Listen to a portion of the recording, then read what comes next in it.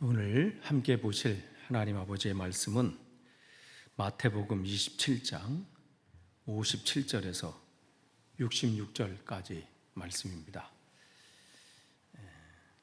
제가 봉독해 드리겠습니다. 저물었을 때에 아리마대의 부자 요셉이라 하는 사람이 왔으니 그도 예수의 제자라. 빌라도가 가서 예수의 시체를 달라 하니 이에 빌라도가 내주라 명령하거늘 요셉이 시체를 가져다가 깨끗한 세마포로 싸서 바위 속에 판 자기 새 무덤에 넣어두고 큰 돌을 굴려 무덤 문에 놓고 가니 거기 막달라 마리아와 다른 마리아가 무덤을 향해 앉았더라. 그 이튿날은 준비일 다음 날이라. 대제사장들과 바리새인들이 함께 빌라도에게 모여 이르되 주여, 저 속이던 자가 살아있을 때에 말하되 내가 사흘 후에 다시 살아나리라 한 것을 우리가 기억하노니 그러므로 명령하여 그 무덤을 사흘까지 굳게 지키게 하소서.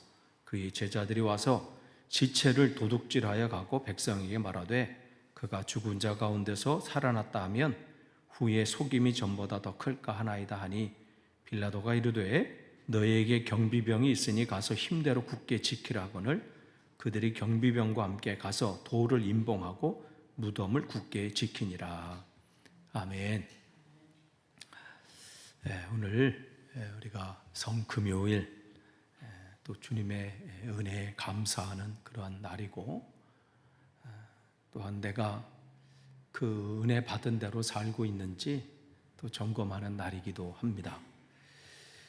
지금 오늘 이제 우리가 이제 내일 볼 그 이 사순절 묵상집 그 마지막 부분이죠. 그 마지막 부분을 오늘 나누어 보겠는데요. 사실은 이 부분은 이 금요일 저녁에 있는 해가 질 무렵에 있는 그러한 내용이지요. 여기 보니까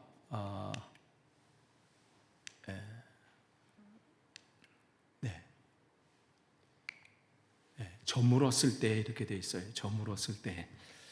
저물었을 때라고 하는 것은 이제 유대 이 날짜로 이렇게 요일 계산법으로 하면 이제 해가 이제 질 무렵, 그러니까 금요일 그 해가 지면 무슨 되는 거예요? 이제 안식일이 시작되기 때문에 이제 그들에게 이제 토요일 이제 새로운 날이 시작되는 것과 마찬가지죠.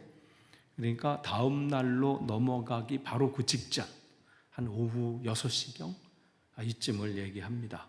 그러니까 예수님께서 운명하신 날이 금요일 날 오전 9시였고 그 다음에 12시부터 3시까지 해가 어두워지고 이제 3시에 운명하시잖아요. 그 이후로 한 3시간 정도 흘렀을 때입니다. 이런 때 이제 그들은 유대인들의 입장에서는 해가 지기 전에 시신을 수습해달라는 그 율법에 의해서 어떻게 하면 빨리 안식일이 오기 전에, 안식일이 오면 또 아무것도 하지 못하는 그런 상황이 오기 때문에 빨리 지금 해가 떨어지기 전에 지금 아리마대 요셉 또 함께 했던 사람들이 지금 시신을 수습하는 겁니다. 그러니까 원래는 세마포 입히기 전에 향유를 바르고 세마포를 해야 되는, 이렇게 세마포를 옷을 이렇게 입혀야 되는데 겨를이 얼마나 바쁘고 지금 했으면 향유를 바르지 못한 상태가 되잖아요. 그만큼 지금 안식일이 되면 아무것도 하지 못하는 그런 상황이 되기 때문에 지금 그러한 상황입니다. 오늘 저는 이 묵상집 속에서 아리마대 요셉을 한번 살펴보고자 합니다. 그를 통해서 하나님께서 어떠한 일을 준비하셨는지 점검해 보고자 하는데요. 마태복음에서는 그를 뭐라고 소개하고 있냐면 부자라 이렇게 얘기를 합니다.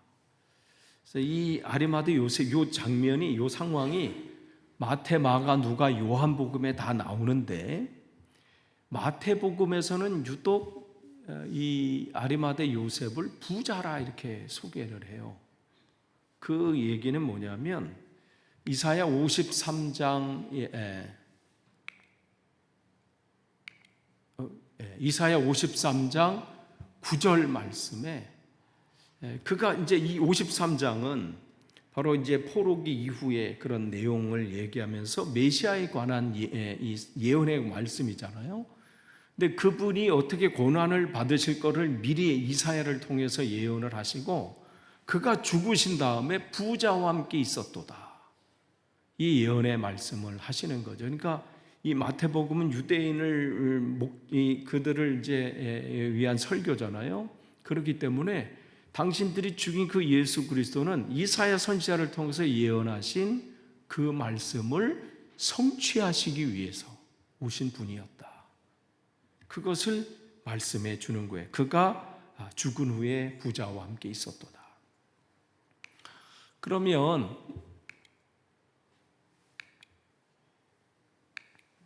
이게 왜 잘 안 넘어가죠?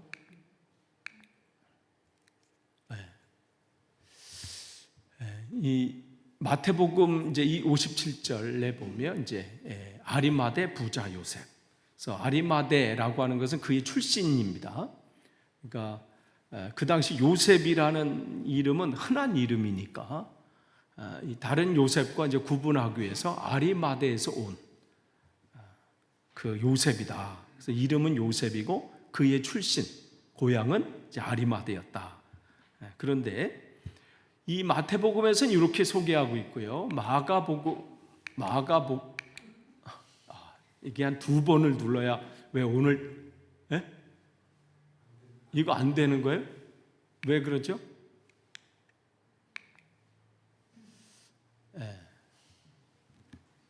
뭔가 해보려면 참. 네.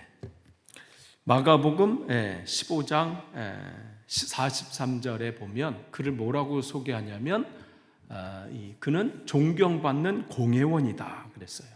공회원이라고 하는 것은 뭐예요? 그 유대에 있어서 이 최고의 의결 기관인 산헤드린 공의회를 말하죠. 거기에 사람이라는 거예요. 당시에 산헤드린 공의회, 그러니까 의결 기관이에요. 그러니까 최고의 그 기관인데 거기는 유대 사회에서 가장 최고의 상류층, 그들이 그곳에 포함되는 사람이죠. 그러니까 아리마대 요셉은 그냥 일반 사람이 아니라는 거예요. 최상류의 사람이고 사회적으로 영향력을 끼치는 사람이라는 겁니다. 그리고 그를 뭐라고 소개하고 있냐면 하나님 나라를 기다리는 자다. 그러니까 유대교 이 표현에 의하면요, 경건한 사람 이렇게 얘기하면 됩니다. 늘 하나님을 바라보고 늘 삶 속에서 하나님을 주목하고 그렇게 기억하는 사람이 누구였냐면 아리마대에서 온 그 요셉이다 이렇게 얘기합니다. 누가복음에서는 또 뭐라고 소개하고 있냐면 공회의원, 즉 산헤드린 공회예요. 그리고 그는 선하고 의로운 사람이다 이렇게 했어요. 선하고 의로운 사람이다. 그리고 또 뭐라고 했냐면 그들의 결의와 행사에 찬성하지 아니한 자다. 왜 가로를 쳐 있냐면 누가가 특별히 이 사람을 소개하고자 이제 자기의 이제 생각을 거기다가 집어넣은 거죠. 이 사람은 이 예수님을 십자가에 못 박으라고 그 이 의결 기관이 거기 산헤드린 공의에서 찬성으로 다 그럼 십자가에 못 박읍시다 할 때에 반대표를 던졌다는 거죠. 이 아리마대 요셉이. 그리고 그는 유대인의 동네 아리마대 사람이다. 즉 이 예루살렘에서 북서쪽으로 한 100km 정도 떨어진 그곳이 이제 아리마대 지역입니다.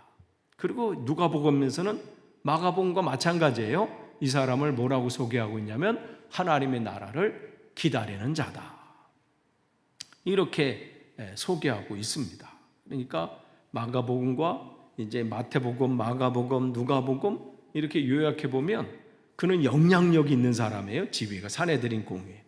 그 다음에 선하고 의로운 사람이고, 그 다음에 하나님 나라를 사모하는 사람이다. 즉 경건한 사람이라는 거예요. 그러니까 그러한 이제 사실은 그 지위 있으면 자기 그 이 입지를 보장하기 위해서 쉽지 않은 행동임에도 불구하고 그는 하나님 나라를 확장을 위해서 자기의 모든 것을 드린 사람이죠. 근데 이러한 상황 가운데서 그가 지금 하는 가장 중요한 일은 뭐 의로운 것도 아니고 다른 것도 아니에요. 예수님을 매장한 사람이라는 거죠. 이 매장이 왜 중요하냐면요, 만약에 이 매장을 하지 않았다면 어떻게 했어요?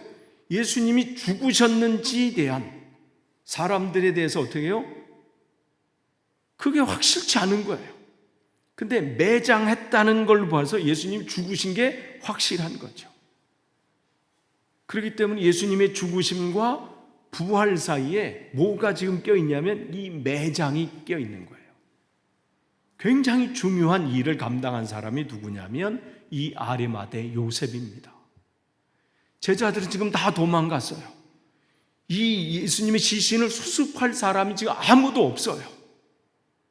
만약에 방치됐다면 마치 그런 거죠. 보통은 정치범으로 거기 이 골고다에서 십자가형을 받은 사람은 그냥 거기서 시신이 그냥 부패하고 거기서 그냥 끝나버리는 거였어요.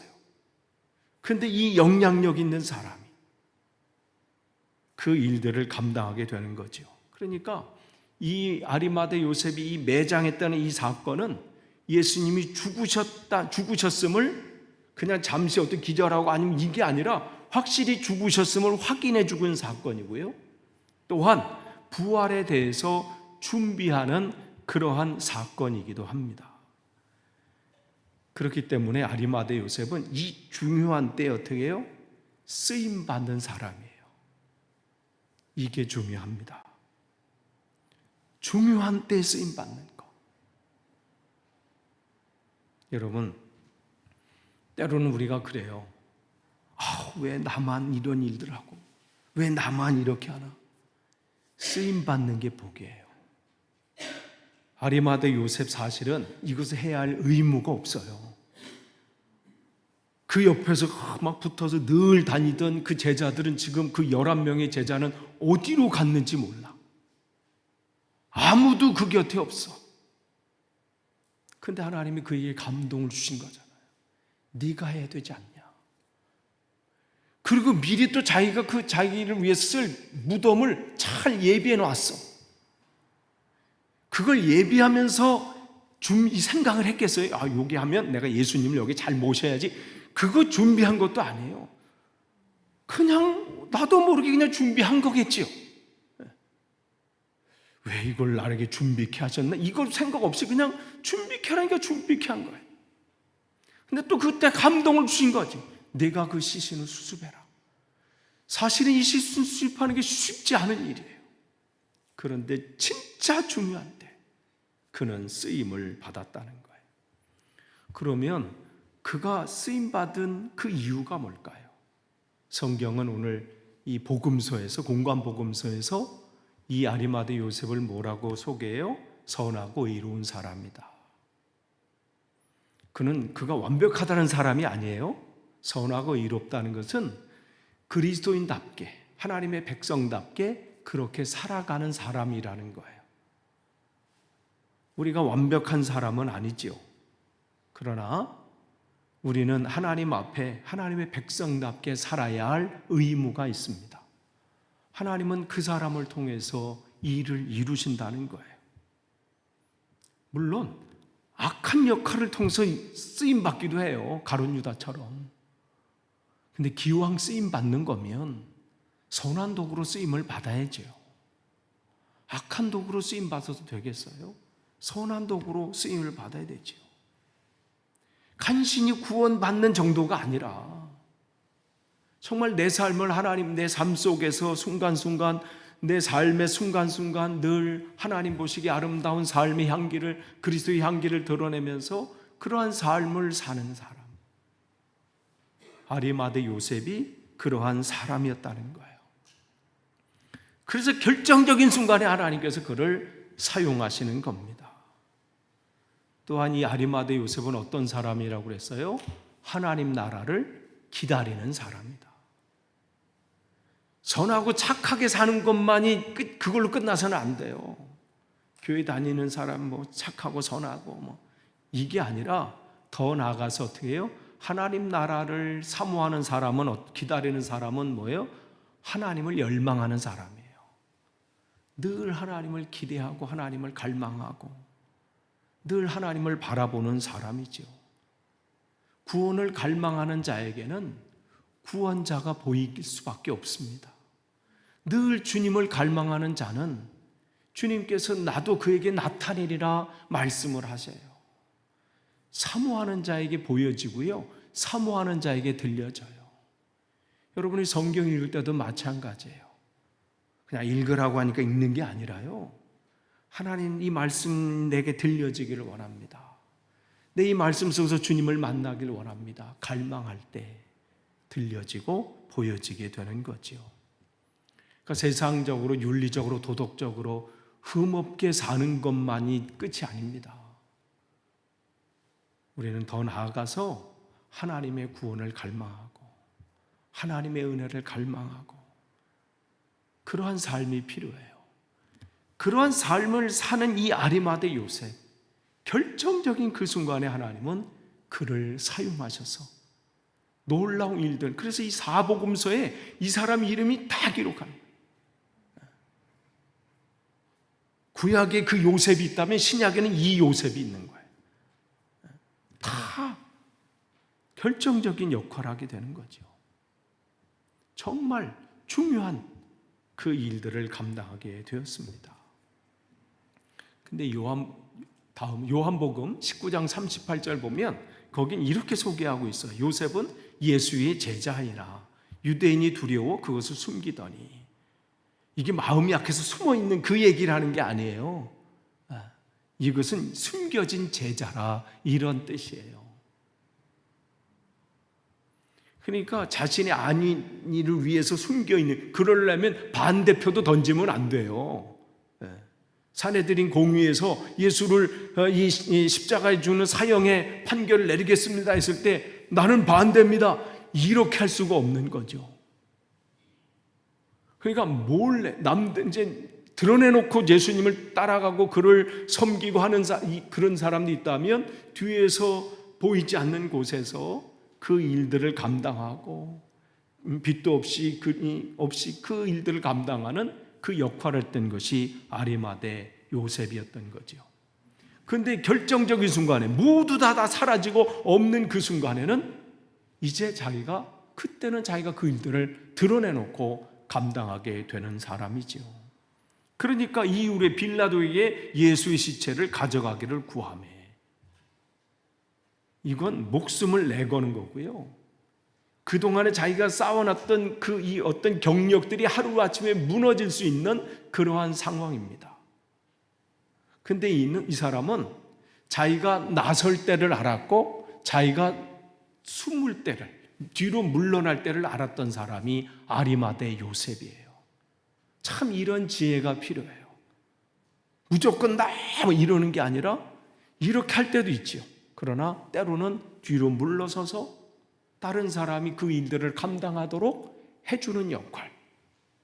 근데 그 역할을 모두 다 하지 못하고 저건 나 못해 하고 뒤로 빠질 때, 감당하지 못하겠다고 할 때, 그때 자기가 나서서 하는 것.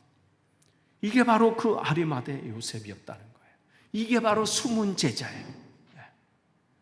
내가 예수를 따르겠습니다 하면서 앞에 나서는 게 아니라, 어떠한 상황에도 묵묵히 그 일을 하지만 모두 다 못해서 숨어 있을 때 그는 나타나서 그 일들을 감당하게 되는 거죠.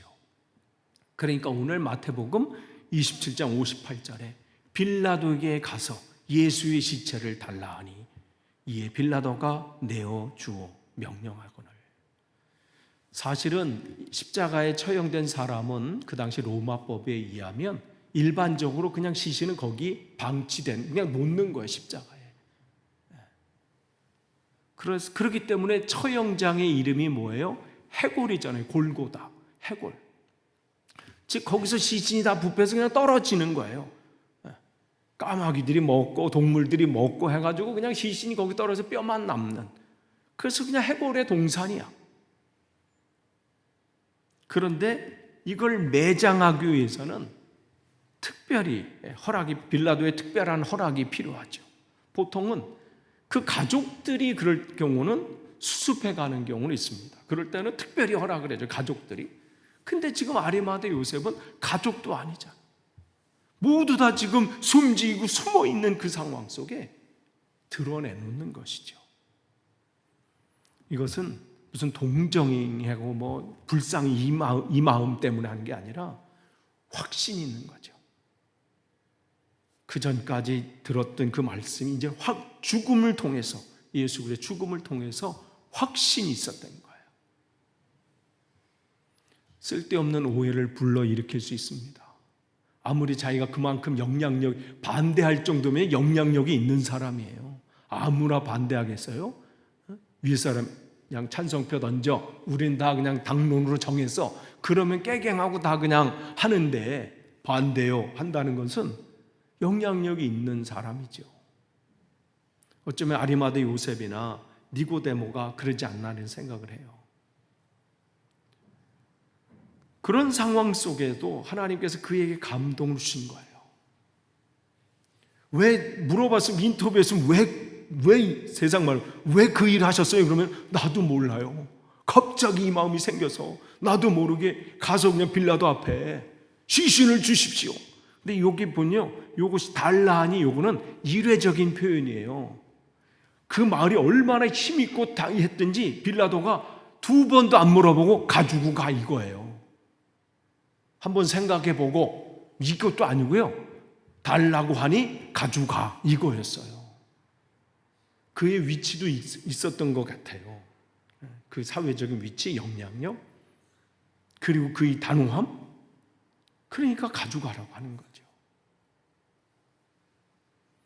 그런데 사실은 왜 하나님께서 나에게 그 감동을 주셔서 이 일을 하게 했는지 몰랐을 거예요. 그때 왜 그랬습니까? 나도 몰라요. 내가 왜 그 걸음을 가서 바로 거기 가가지고 빌라도 앞에, 그 앞에 무슨 마음으로 내가 섰는지. 근데 그 일이 놀라운 하나님의 영광을 돌리는 일일 줄 꿈에 늘 생각했겠습니까?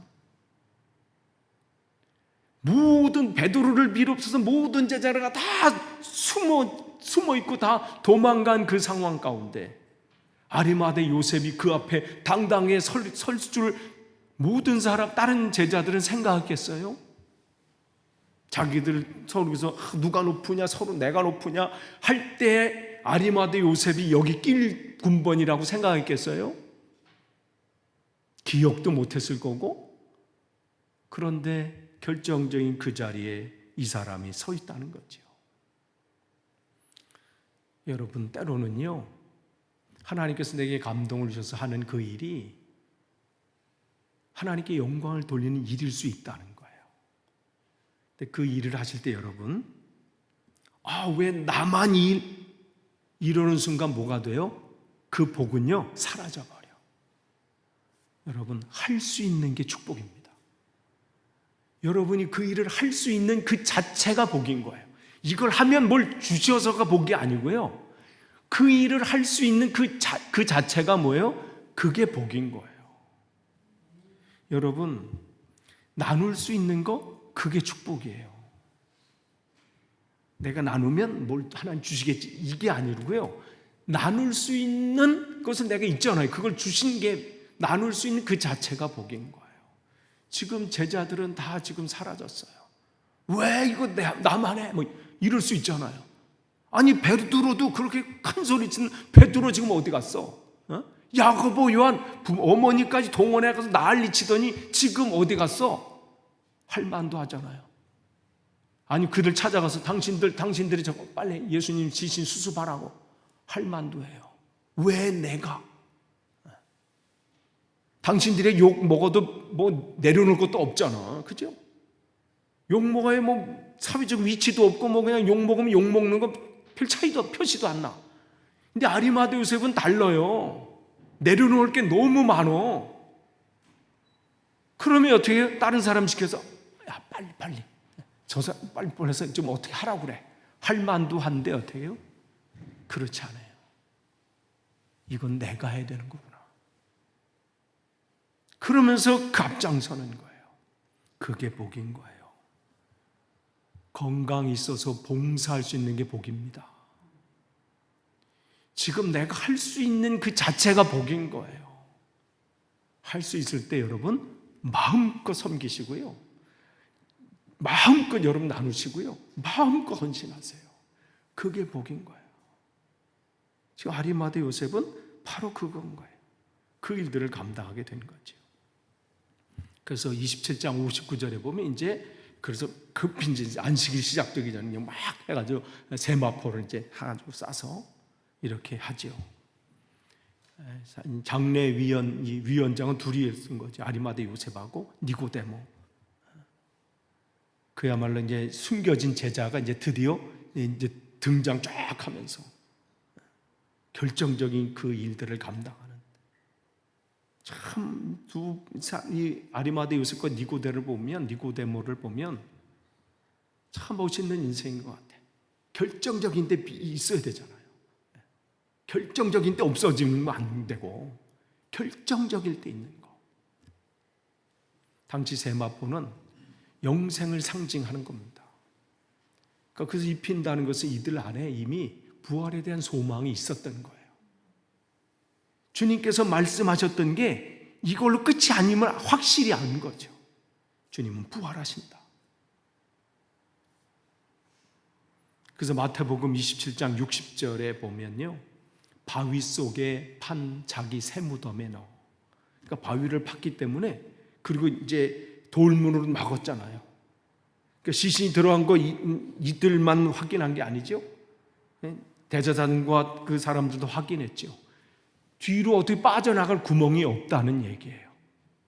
죽으셨고 부활하신 것이 역사적인 사건임을 분명히 말씀해 주시죠.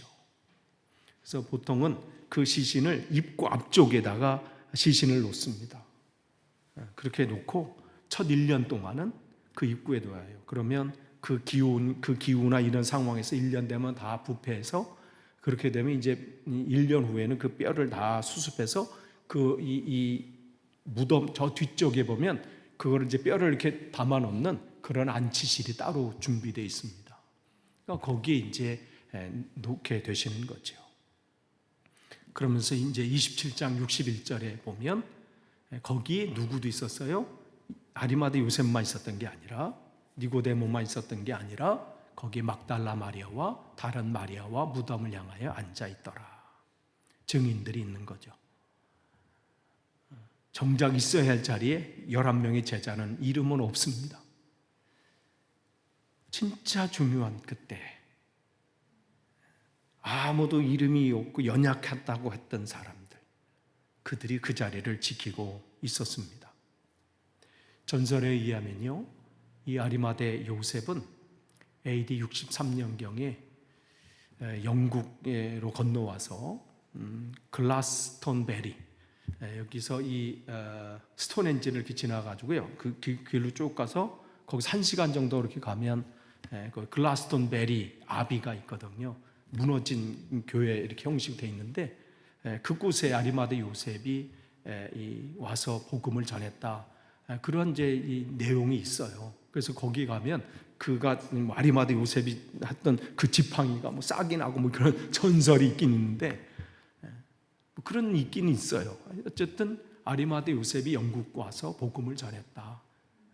뭐 그게 그렇든 아니든 중요한 건 아니라, 그런 게 아니라 이제 아리마대 요셉이 끝까지 하나님의 나라를 위해서 그 이후로는 복음을 증거하는데 자기 생명을 바쳤다는 얘기입니다. 끝을 맺습니다. 주님께서 우리를 위해서 피와 물을 다 쏟으시고 십자가에서 죽으시고 또 3일 만에 부활하셨습니다. 이 죽음과 부활 사이에 정말 그 중요한 역할을 했던 사람이 아리마대 요셉입니다. 정말 이 역할은 정말 중요한 때 이 사람이 등장해서 그 역할을 감당하는 것이죠. 이 시대에 주님께서 바로 우리를 그렇게 또 사용하시길 원하십니다. 결정적인 순간에 우리가 그 일들을 감당하길 원합니다. 여러분, 우리가 하나님을 위해서 뭔가 할 수 있다는 자체가 복이에요. 섬길 수 있다는 자체가 복이고요, 이 자리에 나와서 예배할 수 있다는 자체도 복이고, 우리가 남을 구제할 수 있다는 것도 복이고, 내가 건강이 있어서 또 많은 봉사를 할 수 있는 것도 복이고 은혜입니다. 여러분 아리마대 요셉처럼 끝까지 주님을 나라 하나님 앞에 가는 그날까지 하나님 변신하시는 우리가 되기를 소망합니다. 기도하겠습니다. 하나님 감사합니다. 오늘 말씀을 또 나눴습니다.